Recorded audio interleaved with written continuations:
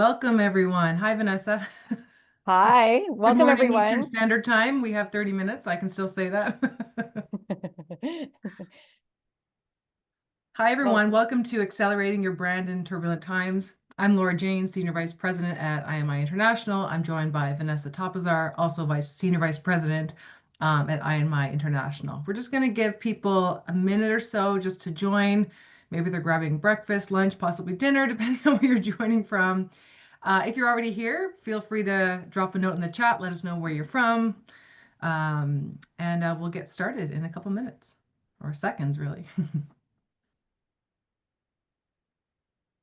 yeah, I think also while we're waiting for everybody to show up, if there are some core questions that you have in your Mm. mind that you might be thinking about coming into the presentation, please feel free to also Mhm. put them into the chat or into the Q&A, and then we can get to them at the end. Or they might also be answered along the way, Mhm. which is also great as well. Yeah, and we had a couple great questions as well upon registration, so we'll go through those. Some of them, as Vanessa said, will be answered throughout, but we'll also touch on a few of those at the end during the Q&A. Great. Should we get started? Yeah, let's do it. All right. Okay, welcome again, everybody. I'm Laura Janes. This is Vanessa Topazar from IMI International. We're thrilled to take you through today's presentation about accelerating your brand in turbulent times. Many of you know who have joined before. We like to just give a quick off the top about IMI. We have many new faces, but also many new returning folks, which is fantastic. IMI is a consumer insight consultancy with our core purpose being insight driving profit. We are proudly Canadian since 1971, but we also work with clients globally. We talk to consumers globally. We work with clients both in Canada and around the world with over 200 client partners in 45 plus countries. We work with our clients on whether a singular focus or through different facets of the marketing journey, whether you're trying to discover a new strategy, a new target audience, a new message through confirmation on an idea that you may have to optimization. Did it work in market? How can we optimize? We do a lot of this through our case studies, so we have context in many of the work that we do to give you context around is this an idea, a message, a partnership that has potential to kind of further accelerate in the marketplace. So yes, we work with clients both in Canada and globally on singular needs, or as well as on a full marketing strategy. But we're also really focused on thought leadership. So we have our next wave content team that is really looking at many different areas, whether it's things that have been happening in market for a long time, or the surgence of AI over the past couple of years. We're really dedicated to uncovering the insight. We're in field pretty much every day of the year, really trying to uncover those insights. What are consumers doing, thinking, and how are they behaving? If you have any questions on anything you see here, or if something sparks something, feel free to reach out to myself, Vanessa, or if you're a current client, any member of the account team. We'd be happy to take you through today's insights and even some of our previous webinars around tariffs, around not-for-profit, around driving, making consumers feel good, the importance of trust. We have many different topic areas that we'd love to take you through to help you on your marketing journey. Yeah, and just to add in there as well, there's a number of different organizations that have asked us to come in Mm. and speak to their teams specifically and present to them on why people buy, or what's happening in the multicultural segment, Mhm. what's happening with the Canadian movement right now as well. And so if that is something interesting, some have used it to kickstart planning sessions or just bring the team together, because some of us are remote right now. So if that's also of interest, please feel free to reach out. We're always happy to jump in and help from that respect as well. Awesome. Much of what you'll see today is sourced from two different sources at IMI. First is our Pulse product, which talks to over 20,000 consumers on an annual basis across the globe. Today we'll focus on both Canada and the USA, as well as our IMI 24. So we've got our kind of continuous tracking through Pulse, as well as our ability through IMI 24 to really get an understanding of things that are happening kind of in the moment, so we can get a 24-hour turnaround around some of those insights, passions, and different behaviors. And last but not least, before I hand it over to Vanessa, it's been a busy start to 2025. For those who have joined for the last few webinars, you'll know we've talked a lot about Canadian made in Canada sentiment through all the tariff discussions that have been happening in our world over the last, call it, few months or probably even longer. We're going to broaden it a little bit today. We're certainly going to speak to made in Canada, local, those types of things, but broaden it to a bit more action. So what are consumers doing? Why are they doing it? And what is the kind of overall outlook, both in Canada and the US, as we look to accelerating our brands during turbulent times?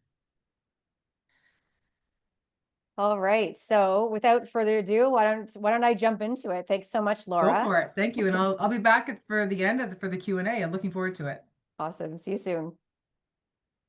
Okay, so let's jump into it. Accelerating your brand in turbulent times. There are a few things that we're going to be diving into today. One is consumer sentiment. Lots of questions about how Canadians and Americans are feeling right now. And has it changed? Has it evolved? What does that look like? Canadian pride. What role is Canadiana playing right now? And again, has it changed? Has it subsided? How are we feeling? And then obviously, everyone on this call today is looking to drive growth. We're always looking to drive growth for our businesses and our brands. So we're also going to dive into driving purchase. So checking in a little bit on brand health and what matters most right now and what's driving purchase. And then also looking at whose health is strong and what consumers are saying from that respect as well. So let's look at what's on consumers' minds. More Americans are aware of the tariff situation now than they were in late February. We see that 82% of Americans, plus 8% since late February, 92% of Canadians are aware of the tariff situation, and that has not changed. Now, when we look at concern among Americans and Canadians as well, we always want to look at most concerned in my lifetime in terms of ability to afford to live day to day or my personal financial position. And when we look at Americans right now, there is a modest rising concern among Americans. When we look at Canadians specifically, the concern remains flat and relatively consistent with May 2020. We generally see this concern in the 20 to 25% range. So, 27, 26, it's relatively flat and a little bit of change since February, but not really. And when looking a little bit deeper, that concern is far greater among that younger cohort, that younger generation, the younger population. So 18 to 29, 30 to 44, 45 to 59 as well, but then it's subsiding, as you can see, the older the cohort is. The biggest thing when understanding what's going on with your consumer and understanding how you can best connect is really bringing it to them, because at the end of the day, it's all about what's in it for me as a consumer. So we like to ask, what are the biggest challenges that you or your family face over the next 12 months? Because that brings it to home. And it's really financial pressure. And so cost of living, inflation, debt and bills, and general financial stability. And again, this is unaided.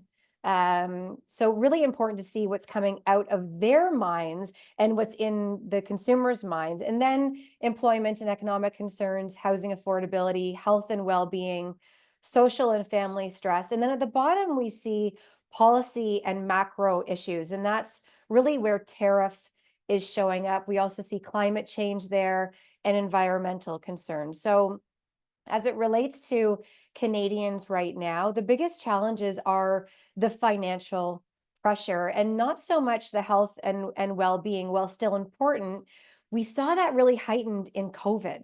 So really interesting to understand where the consumer is right now. And it's really cause and effect, if you think about it. It's not about the tariffs specifically to consumers. It's that uncertainty that's driven by the threats and the economic headlines over the last 90 days. It's heightening anxiety across Canada, and it then increases the focus on financial pressures. So the next thing that we look at is, what are the biggest issues for themselves and their family, so really close in. But then what about the community? Because that's the next step in terms of importance for consumers. And the biggest issues right now are housing and basic needs. So 55% homelessness, cost of living, housing affordability. There is also crime, safety, and drugs that is coming up. You can see crime is 12.8%, and it's a pretty high number as it relates to unaided. And we have way more information and insight in terms of how safe people are feeling in terms of traveling, but in their own neighborhoods right now. So if you want to dive into that deeper, then please feel free to give us a shout. Then we see financial and employment, then followed by healthcare and mental health, social and cultural concerns, and environment and infrastructure. So this is on a general basis, the two biggest issues in the community today.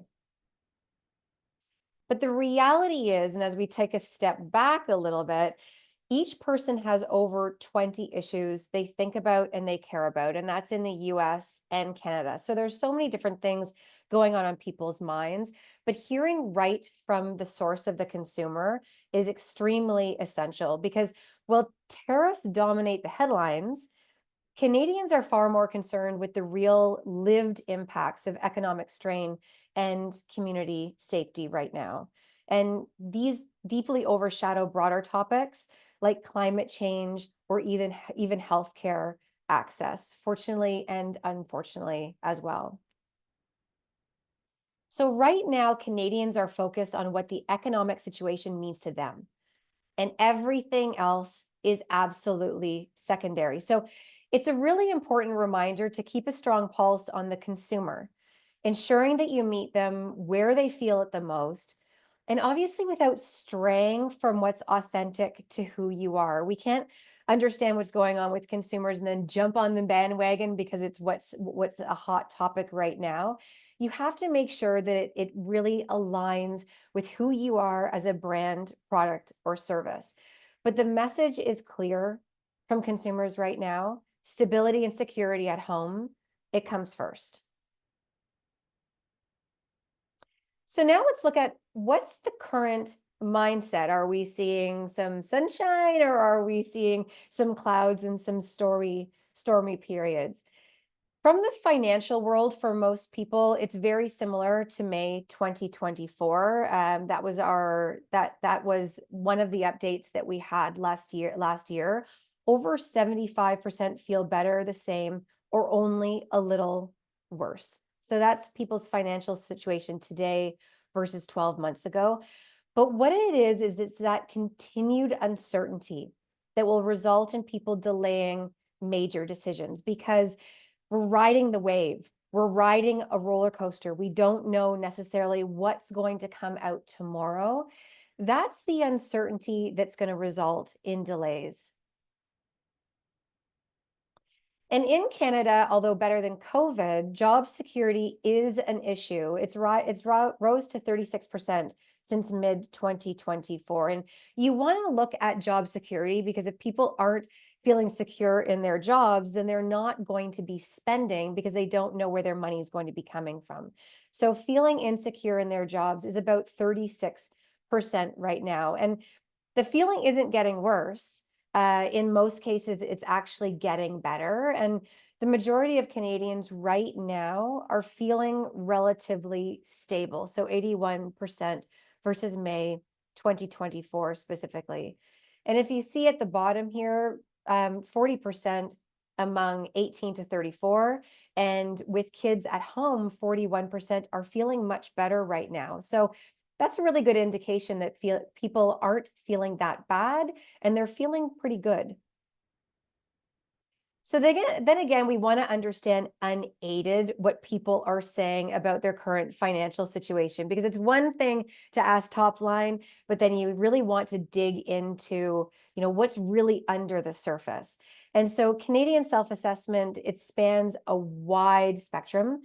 From half are confident and half are strained or in trouble. So the themes go from I'm managing with confidence, I'm improving, I'm treading water, I'm feeling the strain. And then 31.5% unaided are really in trouble. So really important to understand the spectrum. Everybody always wants to make more money and everybody always wants more money. So people saying that they're managing with confidence, excellent, great, stable, and good is good to see. And obviously the 31.5% in trouble is not where we want to be. So 50% are feeling it or are in financial trouble. 50% are managing with confidence or improving. And so really for you, from your vantage point right now, there are, 50% that are thriving and there are 50% that are in trouble. It's really two different worlds that we're looking at. So again, it's really essential to know your core consumer, your category customer or consumer, to understand how they're feeling so that you ensure that you're relevant in their lives and you're meeting them where they are. Because different brands, categories, services, segments, the vantage point will change depending on who you're looking to talk to. So this is a question that we've had a lot and ongoing is where do consumers stand on the movement to support their country? What is happening from that respect? And so what we're seeing is both Americans and Canadians are continuing to move toward made in country. So 41% of Americans, 66% of Canadians, growing in the US, plus 7% in the past 6 weeks, and growing double digits in the past 6 weeks in Canada as well, plus 14%. And when you look at the past month, there's 66% of Canadians have purchased because it's a product of Canada, it's made in Canada. And so, a little bit under where we reported when Don Mayo presented, I believe it was just over a month ago, but basically stable. And what we see is at this time, actions are stable and they're actually becoming normal behaviors in Canada across both the Canada and local sentiment. Generally, we see when there is a movement and a wave, it will last for 6 weeks, maybe 8 weeks, and then it dies down. What we're seeing right now is that we are stabilizing and these are now normal behaviors. We also wanted to provide a note on local because we get a lot of questions about locally made versus made in Canada. Both Canada and local, they're strong and both of them work. Canada is a little bit easier and it's a little bit more widespread and there is the national pride that you can tune into right now. And local is just a little bit more specific, but showing a Canadian flag and showing that you are made in Canada is higher in terms of driving purchase. And when we're looking at the specific populations, it's that 40 plus population that are most excited about supporting products that are made in country. And we talk about at IMI a ton. It's one thing to engage, it's a next level to excite. So think about all the different products and services and brands that you engage with on an ongoing basis, but the ones that truly excite you, move you forward. So it's that 40 plus population, they're most excited about supporting products that are made in country. And this is a population that's generally really tough to recruit. And so the opportunity is now to get in front of them to drive your brand forward.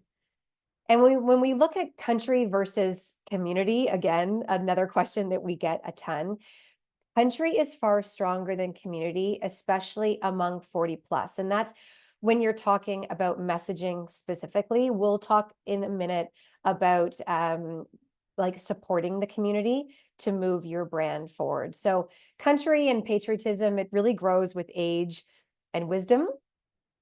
And community is consistent across all age cohorts.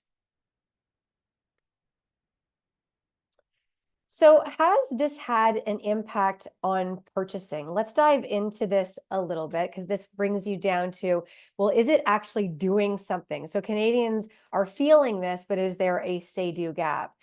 Canadians are changing their minds to support Canada if the option's in front of them, and even from favorite brands. So you see here Canada, then Quebec, Gen Z, and then that higher income cohort, 125K plus. So switch to a Canadian product after checking where it's made, and switched from my favorite product to a product made in Canada. So if you can leverage Canadian messaging, you should.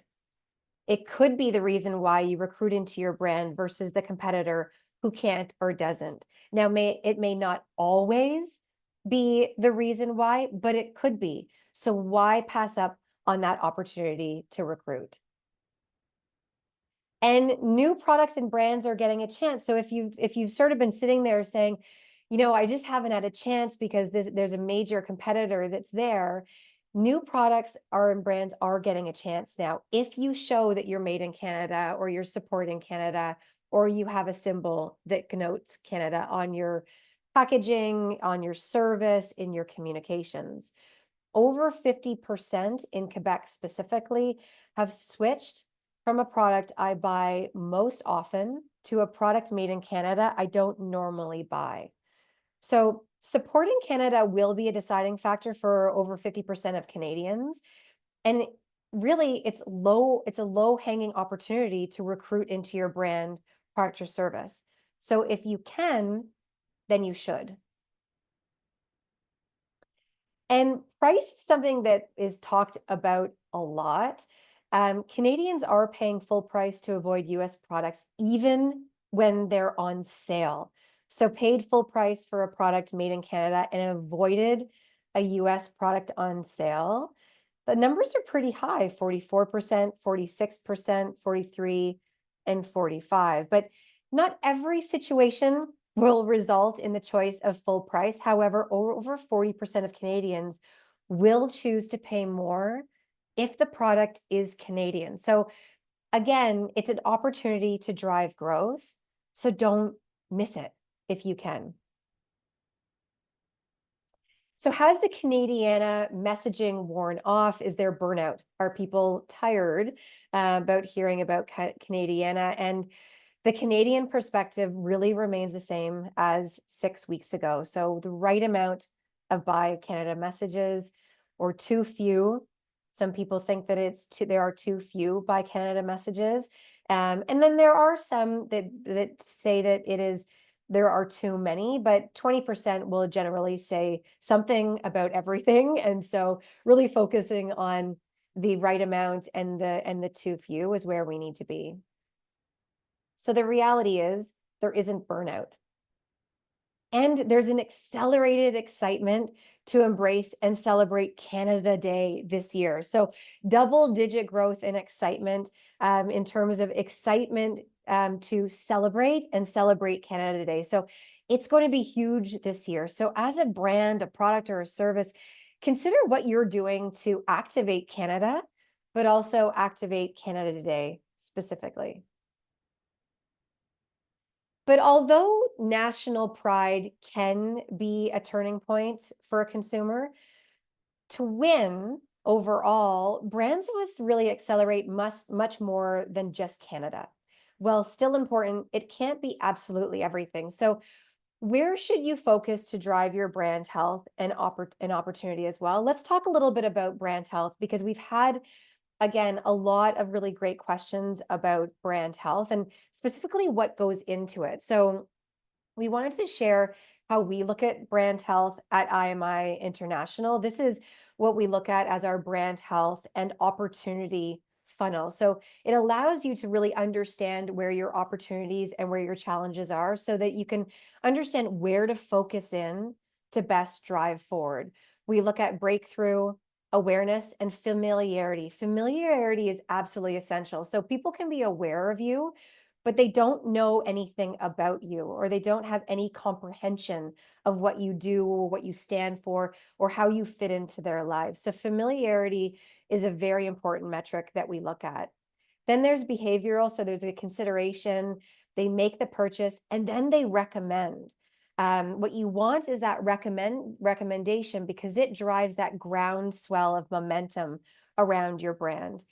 And then there's the attitudinal, so trust, reputation, and your core equities, understanding where are your strengths, where are your challenges, where are your barriers, and how are you performing against the competition nationally, but then in key regions, because there might be different strategies depending on your vantage point, and then with different cohorts, focus on acquisition, but also retention, and everything else is just noise. So with a world of options out there, maintaining brand health and driving purchase, it's not just about nationality, it's about familiarity, consistency, and it's about relevance.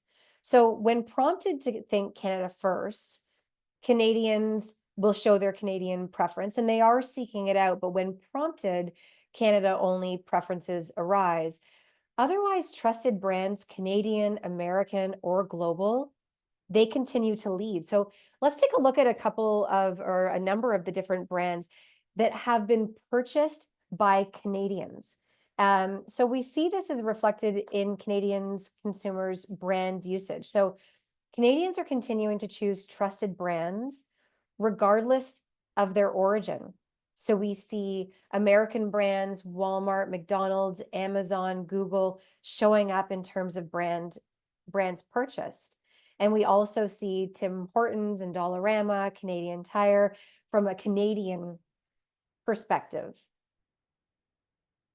So today's reality in Canada, there are other factors that can transcend nationality. So, we've had a lot of questions from our American friends as well, where we do a lot of work. And, what should they do right now? And what is up for their brand right now, given the national pride? So in a time of uncertainty, Canadian consumers, they remain loyal to brands that consistently show up. And they can show up in terms of community support, a brand that makes them feel good, a favorite, or a highly trusted brand. So let's dive into each one of these separately. Let's look at community support just for a minute. The brands perceived to best support local communities are those with long-standing, visible commitment to making a difference. So not just through marketing, but through consistent grassroots actions. And if you think about what we were saying up at the top of the presentation, it's really about me and my family, and then about my community. So if you are a brand that is supporting the community, you're going to be showing a visible commitment to making a difference. And that's really important for Canadians right now. So what brands best support your local community? I mean, we see Tim Hortons, Canadian Tire, we see McDonald's, Walmart, Salvation Army. They're seen as deeply embedded in community life, showing up front lines during local events, sporting events, food drives, and crisis response as well. When you look at RBC, CIBC, Scotiabank, as well as retailers, Costco, Loblaws, No Frills, they really earn trust through sustained community involvement. So education support, charitable programs. So these brands aren't simply Canadian or global. They're seen as local brands with legacy. So these initiatives and relationships, they're really built over time. So if you're sitting in the audience and you're thinking, well, these are all really big brands and they have spent so much over time, there is no time like the present to start. Showing up in your community will drive dividends for your brand, your product, and your service. And when a brand supports your community, we wanted to know from consumers, what kind of action does this mean? How do we make it a little bit more tangible for our clients and for the marketers out there? So, 21%, and again, this is unaided, helping vulnerable populations. So helping sick kids, poor kids in need, helping the unfortunate. 19% talk about donations. 13% is community engagement and local involvement. And we all know very well from a charity and cause perspective how essential that is for employee engagement specifically. And then we see children and youth programs, food and essentials, equity, diversity, and inclusion, and health and wellness. So this is the kind of action or support that stands out most to consumers today. And now there's a long list of different charities and causes that we do measure on an ongoing basis on an aided perspective, but these are unaided, what's top of mind for consumers today. So brands that lead, they don't just donate, they embed themselves in everyday lives of the communities that they served. And so it's not where you're from, it's what you do consistently that builds real trust and that lasting relevance. So as you're sitting there today, what can be your first step? Showing up often, showing up authentically. Again, it's not jumping on the bandwagon or looking at that shiny object. It's what is authentic to your brand. And visibly, if you're not out there, you don't exist and consumers don't know. There are also so many brands that aren't necessarily talking about what they do for the communities that they serve because they feel bashful. They feel like they don't want to brag about it. But talking about it provides that visibility and makes it known that you're there and that you really care. So let's look at trust, exploring trust and trusted brands. Now, I don't know, but would you trust this guy? 22 million Canadians have purchased a brand because they trust it in the last 12 months. It's a top purchase driver. It's always at the top. And we dug into this even further in Trust Exposed. It's another report and webinar. Unaided, what brands, products, or services do you trust most today? This is right from consumers' minds. Nike, Apple, Adidas, Amazon, Walmart. These are the most trusted brands today. So Canada's most trusted brands really reflect a variety of different industries: apparel, tech, retail, food, automotive, banking. Globally dominant American and international brands, they lead the list. So that demonstrates that consistent performance and relevance matter more than origin specifically. And iconic brand names are there, but they are outnumbered. So Tim Hortons, Lululemon, Canadian Tire, and President's Choice appear, but they are outnumbered by foreign players.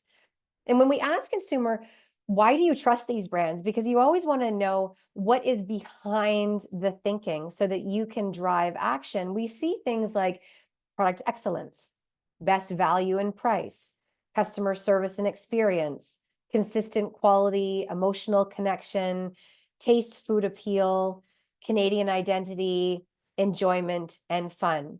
So a little bit of a health check in terms of your vantage point. Do you know why your brand is or isn't trusted? Or do you know where it stands in terms of your brand health right now? Canadians trust brands that consistently deliver on quality, value, and experience, and that's tried and true. It's been like that for years. The most trusted brands, they're known for product excellence and affordability. Emotional connections also ring through. And then taste and top performers, a sense of fun reinforce why certain brands stand out in the hearts and the minds of Canadians right now. And the reality is there is a total of 423 different brands mentioned, showing that it's really possible for anyone to gain that trust. And there are so many ways to build and grow trust. You need to drive it authentically at each touch point. So, do you know where you stand or what you need to do to build that trust of your consumer or the consumer that you want to reach right now? Now, how can you build trust? You can deliver value. You can act with integrity and transparency, customer care, and human service. Customer experience is absolutely essential, and making a broader impact.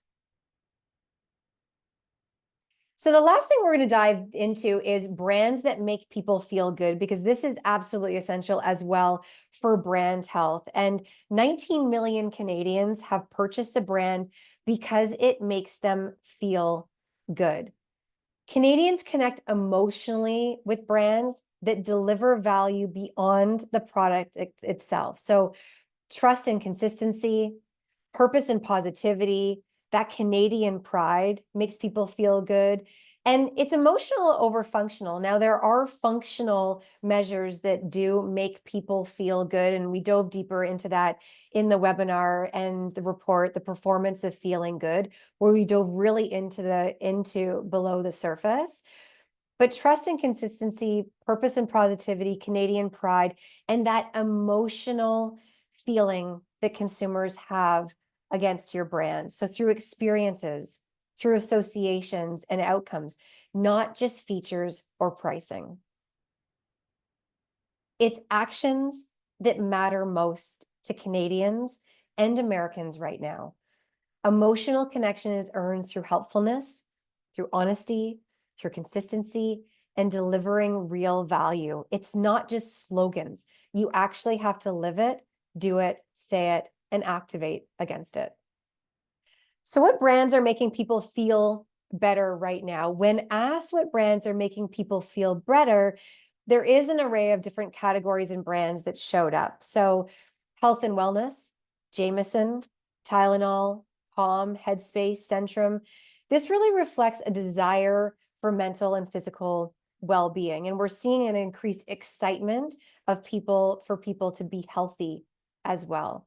And consumers feel better when brands help them take care of themselves and help them drive that momentum. Performance and lifestyle apparel. So we're seeing Nike and Adidas, Lululemon and Under Armour showing up. These brands really drive strong emotional connection by aligning with personal achievement, self-expression, and identity. They're not just selling clothes. They're not just selling a product. They're promoting personal success and confidence. And tech and entertainment, Apple, YouTube, Netflix, these brands deliver joy, escapism, and seamless connectivity. It's core to how people relax and recharge. So these are the brands that play key roles in routines and also coping mechanisms, making people feel good. And lastly, food and beverage familiarity. So Tim Hortons, McDonald's, we see them popping up all the time. Pepsi, Starbucks, and Nestle. These brands represent nostalgic comfort, social moments, and national identity. They show that feeling good is often about familiar indulgences. And everyday reliability and value. Costco, Walmart, Canadian Tire, Shoppers Drug Mart. These brands offer that dependability, the perceived value, and a safe choice feeling, trusted to consistently deliver convenience as well as quality. So you can make people feel good and drive growth. And the reality is any category and brand can lean into making people feel good. You just have to know what the right message is and the right visuals are to bring the consumer in to make them have that feeling about your brand. So a bit of a health check here. How does your brand perform on this core attribute? What are you doing to make people feel good? Okay, so lastly, before I bring Laura back, let's just sum this all up because there was a lot that we just threw at you to really talk about, okay, what now? Number one, it starts with your brand. Build it step by step. It's an authentic journey. Brand strength and emotion defends against price. Consumers will always fall back to price unless the brand and the connection is strong. Number two, it doesn't matter your origin. The country you sell in and their national day should be part of an arsenal. And if you can use Canadian messaging, then do. Out of over 100 drivers of purchase, Trust and making people feel good are critical to driving emotion and not be dependent on price. That's where the margins come in, understanding where you stand in terms of your brand health on trust and how you're making people feel good is absolutely essential so that you are not dependent on price. And at every touch point, be relevant, be compelling, and be better than competition. And one more thing to think about is don't rely on only digital to capture consumers' attention. You have to be where your consumer is to connect. You have to understand what's going on in their minds to ensure that you are relevant to them in order to move forward. So I'm going to bring Laura back. Thanks so much for staying with us and for your time. Hopefully we answered a lot of the questions that have come our way over the last month. And we'll get into a little bit of a Q&A. Yeah. Thanks for that, Vanessa. I think what resonated with me the most is the focus on, again, the fundamentals. Yes, we've been through or are through a tariff war, some turbulent times, maybe differences in terms of what we hear sometimes in the media and how consumers are thinking and feeling. But the focus on making consumers feel good, the importance of trust, value from brands continues to be essential, regardless of kind of what's happening, um, outside our doors. Yeah, definitely. And again, if you can use the Canadian messaging, consumers Exactly. are purchasing because of it. So Yeah. it is an Makes you feel opportunity right good and you now. trust it. Exactly. Yeah. Yeah, it's just Yeah. not everything. Yeah. Exactly.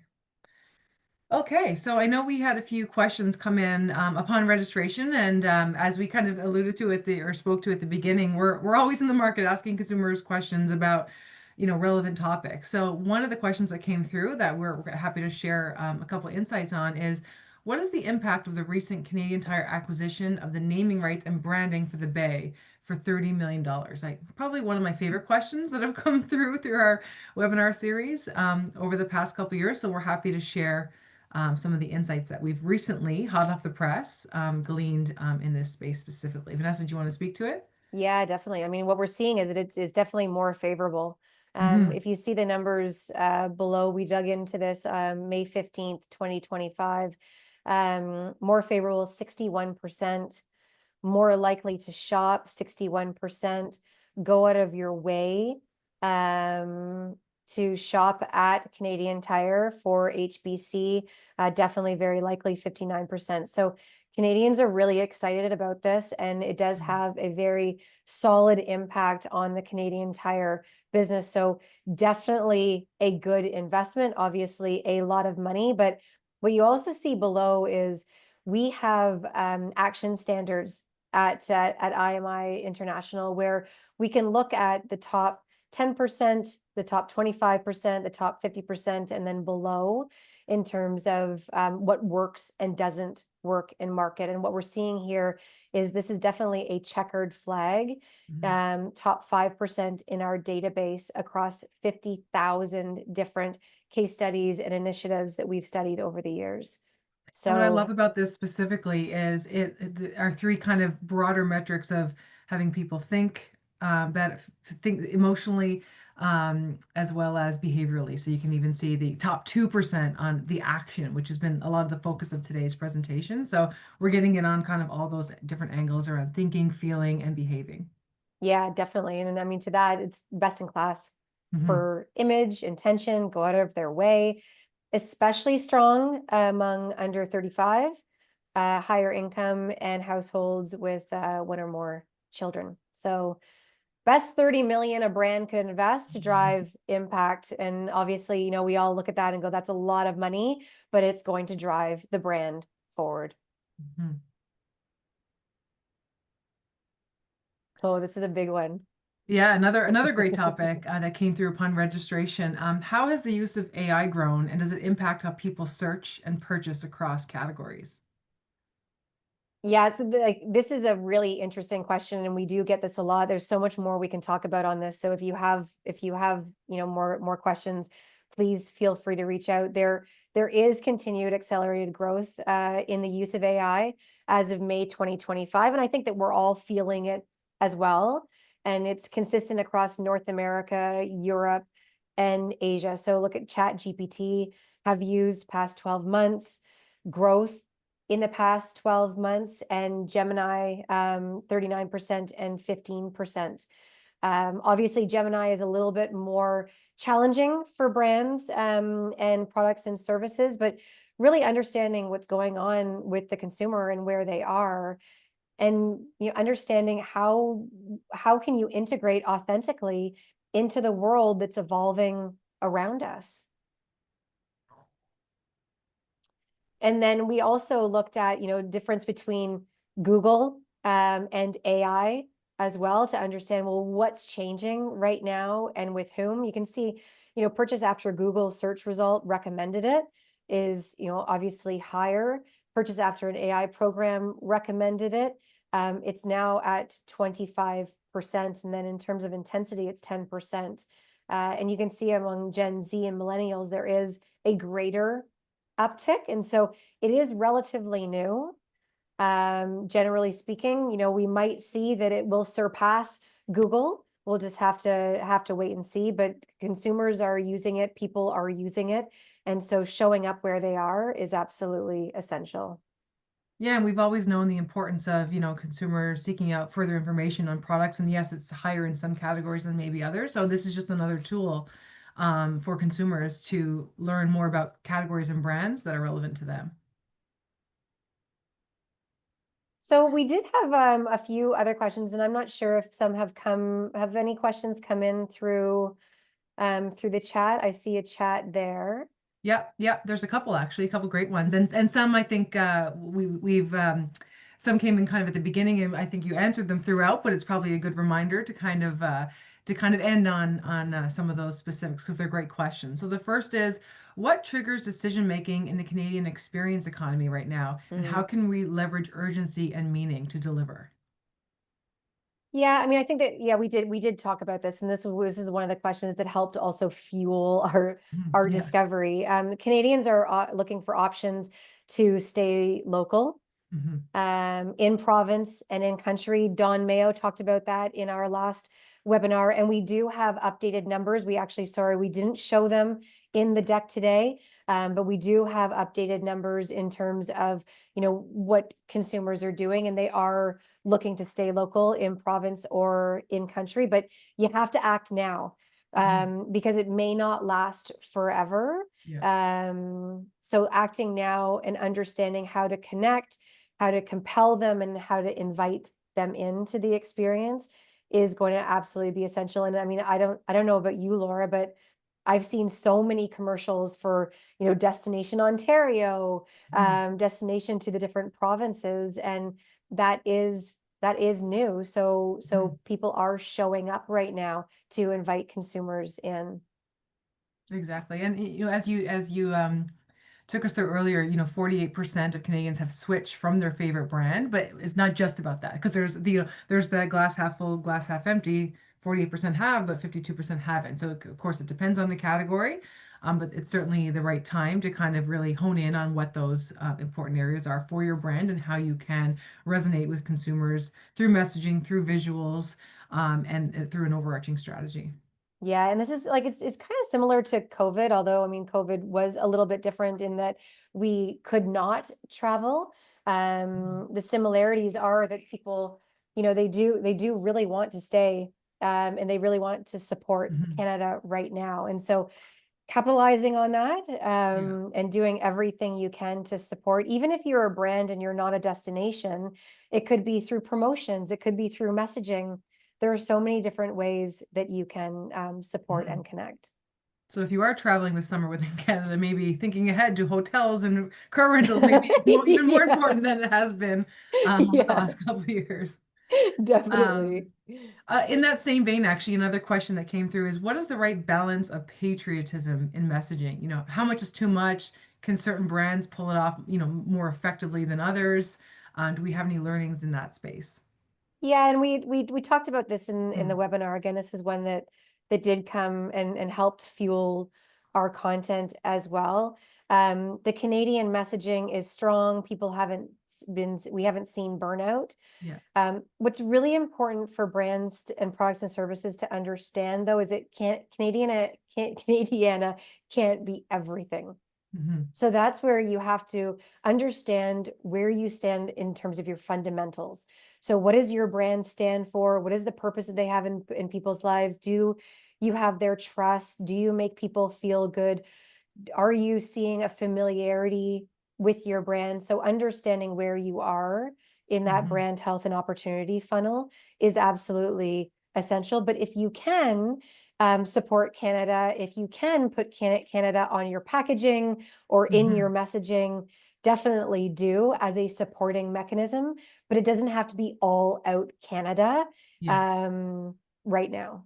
Yeah, and even if you employ, produce, assemble, there you still do have the authority, and you can embrace it. And yes, there may be certain ways to message and to showcase that to consumers, but there certainly is opportunity to do that, regardless of category or brand. Yeah, definitely. Was there any Uh, other question? Did we answer that one completely? Did we get all of it? I think so, yeah. Oh, the other one was, if so, do brands have Oh, yes. a license to? Yeah. Or which brands have a license to? And as we talked about, whether you're Canadian or you're American or you're global, if you are a part of the community, if you employ, if you do things to Yeah. support Canada, you have a license to be Hmm. here. It doesn't matter about your origin. You have a license to talk about it. Just talk about it authentically and be real. Don't pretend that you're something that you're not, because consumers will see right through that. And that's the last thing you want. You'll lose their trust. Yeah, and I think you even spoke to it earlier in the presentation. There are many brands that have been doing that authentically for decades. A lot of the banks in Canada, Tim Hortons, Canadian Tire, a lot of retail chains. But there's a moment to even heighten that with the right messaging and the right strategy. Yeah, exactly. Nothing And the more. last question that I see actually is around any updates or intel on Canadian consumer sentiment towards U.S. sports teams, which is a great question given, Florida, now entering the Stanley Cup playoffs, and hopefully Edmonton. I think it's tonight, so we'll have another four nations sort of, or two nations, I guess in this case. Um, but what I'll just say here is, and we get this question a lot, even during team performance, whether it's fans are not happy with management, with coaching, with specific players. And what it really comes down to, yes, sentiment may change, but behavior, meaning engagement, fandom towards teams typically stay the same. So fans are fans. We see that regardless of you're a Canadian following a US team or even vice versa. And so the NHL remains strong, as do many other, especially right now during the playoffs, as well as do many other US teams that have a strong Canadian following across different sports properties in the sports ecosystem. That's great.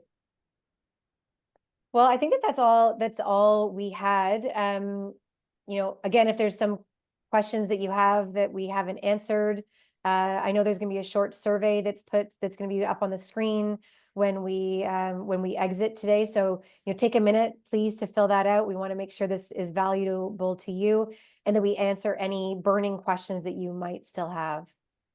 And I can maybe end on a quick comment that came through from Glenn. Fantastic overview, Vanessa. Some definitive action items coming out of this. Thank you. So a Oh, great great. closer. Thank you, Glenn. Amazing. Amazing. Thanks for that. All right. Well, thank you so much for joining, and we hope to see you at our next one. Stay tuned and keep a lookout for an invitation in your inbox. And this will be delivered to your inbox early next week. If you do want it earlier, please also give us a shout. Thanks for joining.